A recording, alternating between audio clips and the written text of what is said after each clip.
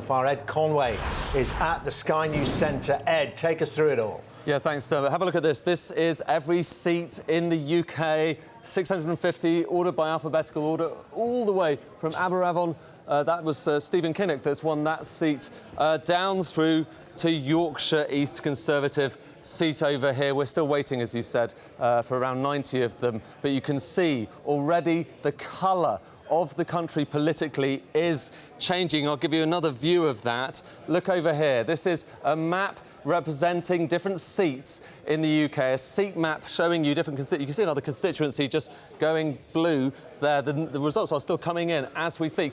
Just look at the top. Look at Scotland.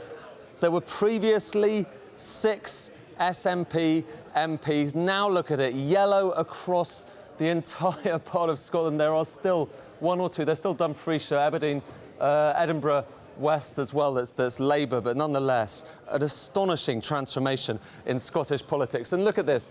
This is the winning line, 326 MPs. That's how many MPs you need to have a numerical majority in the House of Commons. Obviously, the Conservatives now leading for the first time tonight. That just happened in the last few minutes. They now have the lead. Labour on 187. But look at this. The Lib Dems, 6 seats.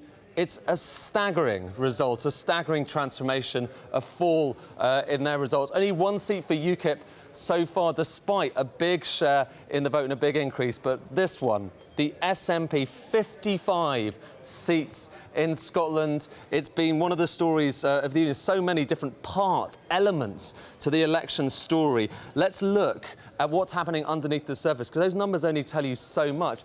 These show you, we'll take all of the main parties, these show you how many seats they have, obviously, from the Conservatives at the top there, through to Labour and the Lib Dems. But look at how many losses Labour has suffered. It's made 17 gains, but 46 losses. Let's have a look at where those losses have come from. I'm going to add an extra part here. You can see 40 of those 46 losses have gone to the SNP. So 40 seats going over to the SNP, 6 to the Tories.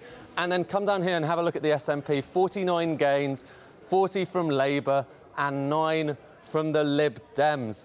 It's that, the massive increase in SNP seats, the big fall in Lib Dem seats. The remaining question, though, is whether David Cameron can get that majority that he was hoping to go for. It's still an unanswered question. We know that the Lib Dems have essentially collapsed. We know that the SNP has had an amazing night in Scotland. But can the Tories get not just the increase that we're expecting based on the exit poll, but an actual majority? It depends on how well they do here. These are the targets that the Tories are aiming for. Each line here shows you how much swing they need to get from Labour to the Tories to win them. And many of them, as you can see, are red, but there are some blue within it. So what we're still waiting to hear is how they do in Wells. Do they get rid of Ed Balls in Morley and Outwood? How do they do in Derby North, Dorset, Middenpool? It's really all about these seats that will determine, as David Cameron said a moment ago, it's still very close, a very close race. We really don't know what the upshot of it is going to be. So that chapter is still open, it's still yet to be written. But the rest of tonight, the rest of the morning, the SNP, the Lib Dems, it's an election unlike almost any other in recent history. Absolutely, Ed. Fascinating stuff, and a fascinating morning still ahead. So David Cameron then looking set to remain at number 10 with the Conservatives, at least the largest party at Westminster. Nick Clegg has conceded it's been a cruel and punishing night, he says, for the Lib Dems.